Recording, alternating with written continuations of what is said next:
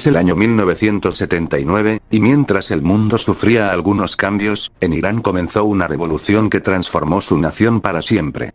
Una revolución que derrocó una monarquía casi autócrata, e instauró una teocracia islámica igual o hasta peor que el régimen derrocado.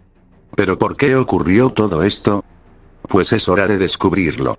Así que sean bienvenidos nuevamente, a la historia incensurable. Sin más relleno, empecemos de una vez. Antes de empezar con el tema principal, tenemos que saber algo de contexto. Irán es posiblemente uno de los países con más historia del mundo y durante milenios fue gobernado por diversas dinastías, pero entre toda esa historia milenaria tenemos que centrarnos en lo ocurrido entre los años 633 y 654 después de Cristo. En ese período de tiempo los musulmanes conquistaron al entonces imperio sasánida, introduciendo de esta manera el Islam en el país, haciendo a un lado al histórico zoroastrismo, y con el pasar de los siglos Irán se convirtió en el principal bastión del Islam chiita. Aunque obviamente no fue un proceso pacífico, ya que mucha gente en un principio se había opuesto a convertirse al Islam, por lo que los musulmanes respondieron a esto haciendo quemas de escritos zoroastrianos y eliminando a sus sacerdotes, por lo que la población al final no tuvo que hacer nada más que ceder a la nueva fe. Ahora nos trasladamos 1287 años después, en medio de la Segunda Guerra Mundial. Irán era un país neutral en el conflicto, pero tras el inicio de la Operación Barbarroja en 1941, la URSS se volvió amiguita del Reino Unido, y ambos se pondrían de acuerdo para invadir a los persas. Y aquí seguramente se preguntarán qué tiene que ver esto con Irán, y la respuesta se resume en dos simples palabras: petróleo y suministros, y es que resulta que este país era clave para el envío de suministros a la Unión Soviética a través del llamado como corredor persa, y obviamente no hay que olvidar que Irán tiene enormes reservas de petróleo y varias refinerías, las cuales en ese momento se temía que terminaran bajo el control del eje, ya que si algo le faltaba en especial a esa alianza era el suministro petrolero. Y otra cosa que hay que agregar, es que los aliados temían que el entonces gobernante iraní, el Shah Reza Khan Pahlavi, se alineara con Alemania debido a una supuesta afinidad, aunque curiosamente cuando este se ofreció a expulsar a los poco menos de 1000 alemanes que había en su territorio, pues simplemente lo ignoraron y siguieron con la invasión. Ahora que sabemos todo esto, tenemos que irnos hasta el 25 de agosto de 1941, cuando las fuerzas británicas y soviéticas comenzaron oficialmente la Operación Countenance e invadieron el territorio persa, y ante esto las fuerzas armadas iraníes no pudieron hacer mucho por defenderse, ya que su ejército era significativamente inferior al británico y al soviético, por lo que la derrota era algo más que esperable. Y para el día 16 de septiembre, el susodicho Shah abdicó en favor de su hijo, Mohammad Reza Pahlavi, lo que generó que el país se alineara de forma voluntariamente obligatoria con los aliados. Pero al finalizar la guerra, se había acordado la retirada de las tropas aliadas del territorio en febrero de 1946, pero la Unión Soviética se negó a hacerlo, alegando supuestos motivos de seguridad nacional, lo que provocó la denominada como crisis de Irán, en la que además de lo antes mencionado, la influencia soviética también había creado dos estados en el norte de Irán, los cuales eran la República Popular de Azerbaiyán, y la República de Mahabad, aunque estas repúblicas fueron posteriormente diezmadas por las fuerzas iraníes, y la Unión Soviética accedió a retirarse de ahí en mayo de 1946, dando inicio así a esta historia. En 1951, el político Mohammad Mossadegh se convirtió en primer ministro de Irán, y posteriormente nacionalizó el petróleo que hasta ese momento se encontraba controlado por la Anglo-Persian Oil Company. Cosa la cual no le gustó para nada al gobierno británico, quienes en respuesta comenzaron a organizar un boicot contra el petróleo iraní, pero después dieron inicio a una operación secreta conocida como Operación Ajax, la cual fue organizada por el MI6, y posteriormente se le sumaría la CIA, y el propio Shah de Irán. Esta operación consistió primeramente en dar un montón de dinero a políticos y medios de comunicación para que crearan caos callejero y así generar una paulatina pérdida en la popularidad del primer ministro, esto bajo la excusa de que Mossadegh se estaba desviando hacia el comunismo, lo cual quedaba como anillo al dedo, ya que miembros del Partido Comunista Tudeh habían intentado eliminar al Shah unos años antes, además de que los propios miembros del Tudeh comenzaron a respaldar a Mossadegh, lo cual alimentaba todavía más la teoría. Y ante todo esto, la sociedad iraní se dividió en dos, entre aquellos que respaldaban al primer ministro y quienes pedían su destitución, lo que alimentó todavía más los disturbios callejeros, además de que el boicot británico sí se empezó a sentir en la economía. Aunque finalmente el 19 de agosto de 1953, se dio un golpe de estado que destituyó a Mossadegh, además de que poco después el Shah volvería a tener un poder casi absoluto sobre el país de los arios, ya que anteriormente el Shah era un monarca constitucional y pasó a convertirse de facto en uno absoluto. Desde la llegada al poder del primero de los dos Pahlaví en 1925, se puso en marcha un amplio programa de modernización de la nación persa. Este programa incluía acciones tales como la construcción de escuelas y universidades, la creación de ferrocarriles, la erradicación de la malaria, concederles algunos derechos a las mujeres, crear el Banco Nacional, y mejorar las carreteras de todo el país. Pero esto es poco comparado con lo que empezaría a hacer su hijo, quien dio el banderazo de salida a la denominada como Revolución Blanca en 1963. Este proceso consistió en la implementación de una reforma agraria, que consistió en el reparto de las tierras de los grandes terratenientes a los campesinos más desfavorecidos, mientras que los primeros fueron compensados con acciones en fábricas estatales que posteriormente serían privatizadas, además de que esta revolución no fue solo económica sino que también fue social, ya que se concedieron varios derechos a las mujeres, se comenzaron enormes campañas para erradicar el analfabetismo, se introdujeron los primeros programas de seguridad social, se creó un estado laico, y el país comenzaría a ser occidentalizado de forma paulatina. Por un lado, las reformas tuvieron algunos efectos positivos tales como un aumento del ingreso per cápita, y los ingresos petroleros impulsaron proyectos de infraestructura, desarrollo industrial y una mayor urbanización, lo que se contraponía a las costumbres cuasi feudales de Irán. Pero es aquí donde entramos en los problemas que trajo este proceso, ya que por debajo del agua la reforma agraria también tenía efectos negativos, ya que no se implementó de la manera adecuada. Entre esos efectos están que la mitad de la población rural no recibió tierras, y de la otra mitad que sí recibió, muchos no supieron cómo administrarlas, por lo que solo producían lo necesario como para subsistir y en algunos casos ni eso.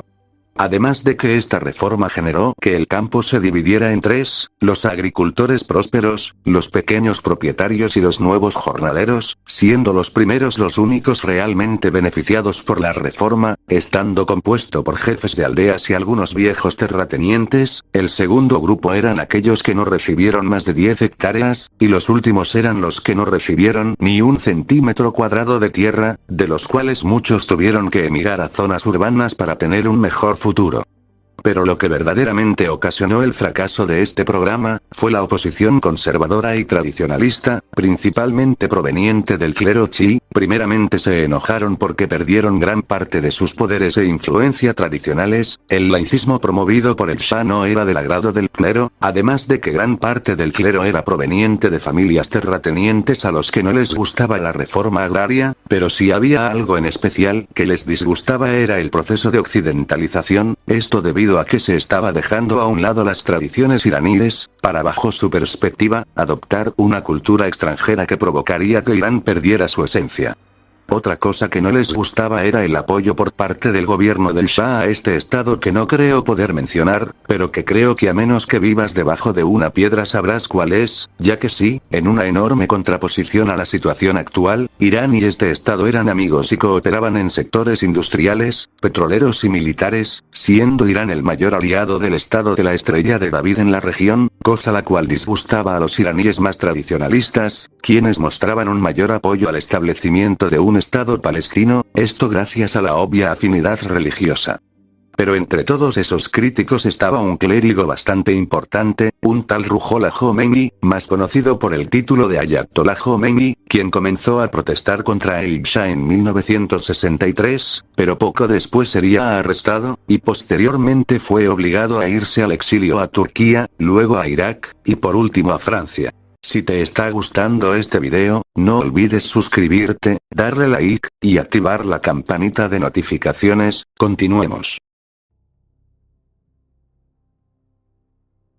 En octubre de 1971, el Shah tuvo la brillante idea de hacer una tremenda fiesta para conmemorar los 2500 años de la fundación del Imperio Aqueménida de Ciro el Grande. Esta fiesta se haría en las ruinas de la vieja ciudad de Persépolis. El caso es que esta celebración fue extremadamente cara, costando $22 millones de la época, lo que es equivalente a cerca de $176 millones actuales. También invitaron a más de 60 jefes de estado, los cuales fueron hospedados en estas carpas que por dentro eran extremadamente lujosas. Se les sirvieron banquetes hechos por el restaurante más exclusivo de París, trajeron cerca de 18 toneladas de comida, miles de botellas de alcohol del más fino, e incluso organizaron un desfile militar con soldados vestidos como soldados aqueménidas, pero para ya no hacer el cuento más largo, pues muchos iraníes se mostraron descontentos ante esto, debido a que esto era una prueba de la opulencia del régimen, mientras muchos no tenían ni qué comer. Pero eso no era todo, ya que como vimos hace un momento, la situación en Irán no era la más estable, habiendo una gran oposición al Shah por varios sectores de la población, por lo que el Shah, luego de pensarlo durante un tiempo, tomó la siguiente decisión: volverse un dirigente casi autócrata. En 1957, se creó la Oficina de Inteligencia y Seguridad del Estado, también conocida por sus siglas en persa como la SAVAK. Esta organización fue la policía secreta de Irán durante el resto del reinado de Pahlaví. Su objetivo era reprimir a toda la oposición política, absolutamente toda, lo que incluía censurar periódicos, películas, y libros, y también incluía actividades relacionadas con tortugas, las cuales iban desde simples pero fuertes palizas, hasta llegar a verter agua hirviendo en los prisioneros, quemarlos con planchas de hierro al rojo vivo, o incluso darles descargas eléctricas en el recto con palos de ganado. También llegaron a realizar acciones en el extranjero, tales como la eliminación de Timur Bakhtiar en Irak en 1970. E incluso llegaron a planear eliminar al susodicho Ruhollah Khomeini, pero al final no se llevó a cabo debido a que se temía que esto volviera a Khomeini en un mártir de la oposición, y como un pequeño dato adicional, la SAVAK contó con el apoyo de los servicios de inteligencia franceses, británicos y estadounidenses para su funcionamiento y entrenamiento. Pero mientras tanto, la oposición se dividía en tres: los comunistas e islamistas de izquierda de grupos como el partido Tudeh, los muyahidines del pueblo de Irán, y los guerrilleros Fedayeen, quienes se encontraban bastante debilitados al ser de los mayores objetivos de la SAVAK, aunque aún así tuvieron un papel importante después. Luego por el otro lado tenemos a los liberales de agrupaciones como el Movimiento por la Libertad Islámica de Irán, y el Frente Nacional, que querían que el Shah volviera a sus facultades constitucionales y dejara de comportarse como un monarca absoluto. Y por último tenemos al más poderoso de los tres, los clérigos liderados por el susodicho Ruhollah Khomeini, quien a pesar de estar en el exilio se las arregló para seguir siendo relevante y ser una sombra incómoda para el régimen, con acciones tales como difundir conferencias y discursos en casetes piratas, o escribir varios textos que eran vendidos de forma ilegal. Pero además de ello, Khomeini contaba con un enorme factor a su favor, y ese era su rol como clérigo, ya que esto le permitía movilizar enormes masas de fieles, cosa que las otras facciones no podían hacer.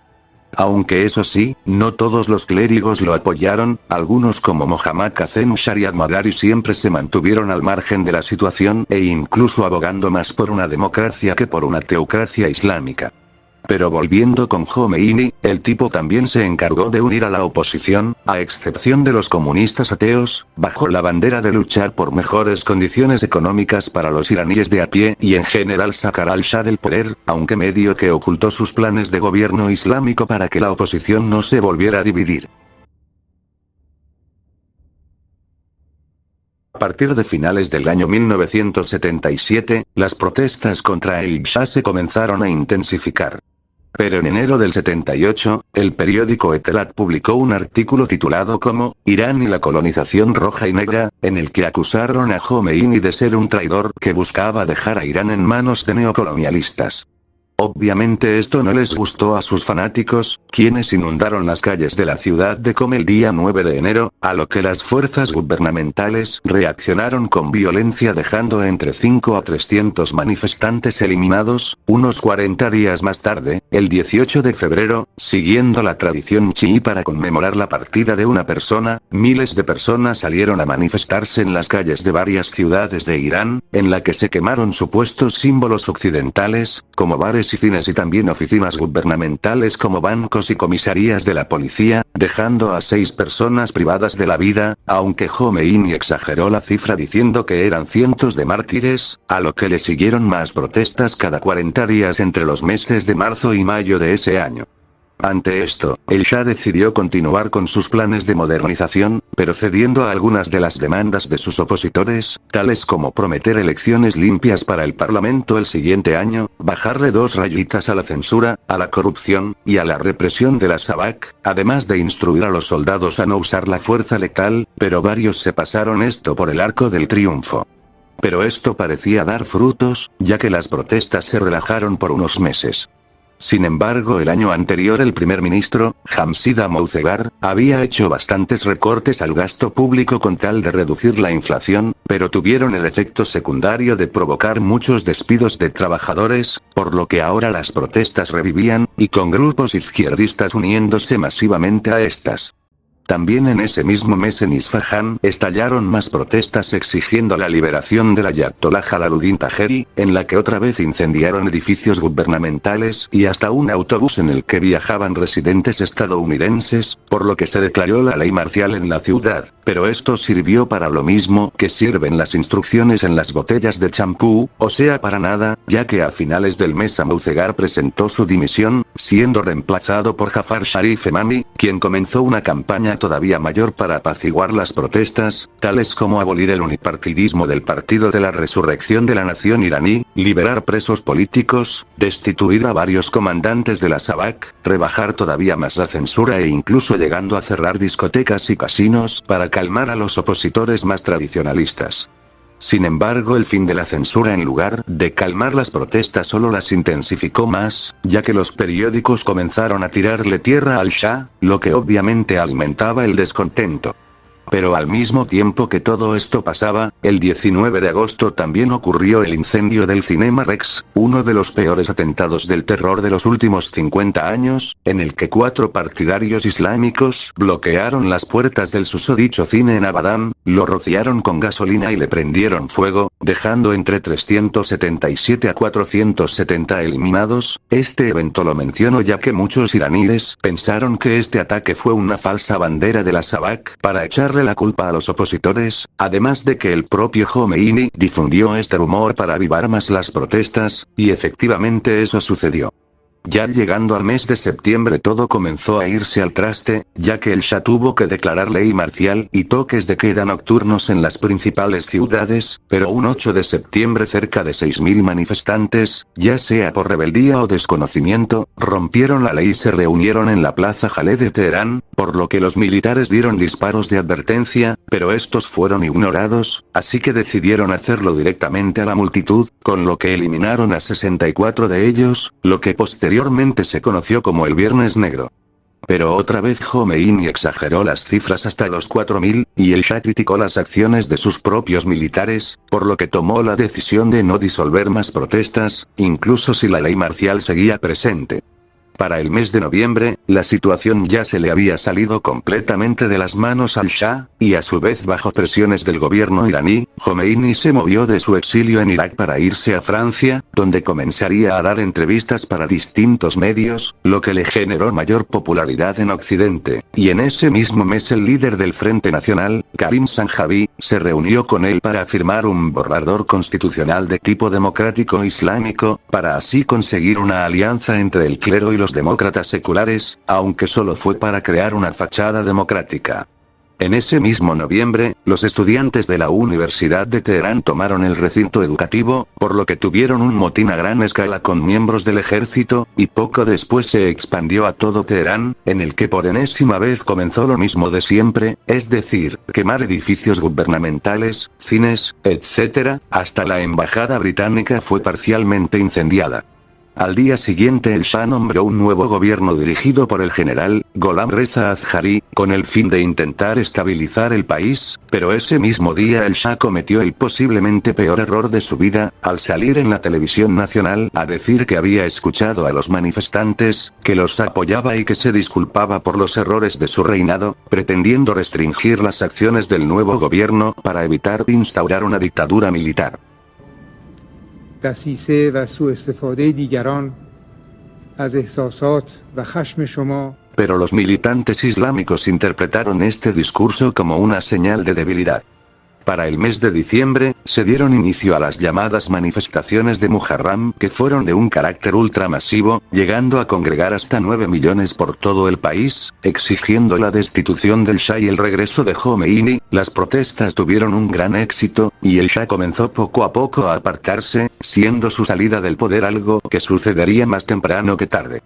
Para mediados de ese mes, el ejército estaba comenzando a desmoralizarse, muchos comenzaron a desertar, lo que significaba que el Shah ya no contaba con el apoyo del ejército. Para el 28 de diciembre el Shah nombró al miembro del Frente Nacional, Shapour Bakhtiar, como primer ministro, mientras el Shah comenzó a ceder a lo inevitable, y para el 16 de enero de 1979, el Shah y su familia supuestamente se fueron de vacaciones, pero en realidad se largaron de Irán para nunca más volver, lo que provocó celebraciones masivas en todo Irán.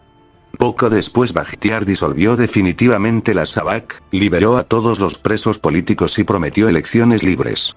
Para el 1 de febrero, Jomeini regresó a Irán, siendo recibido por cientos de miles de sus partidarios, pero esto no acaba aquí, ya que ahora Jomeini tenía la tarea de imponer su nuevo gobierno teocrático, pasándose por el arco del triunfo el apoyo que los seculares y socialistas le habían dado.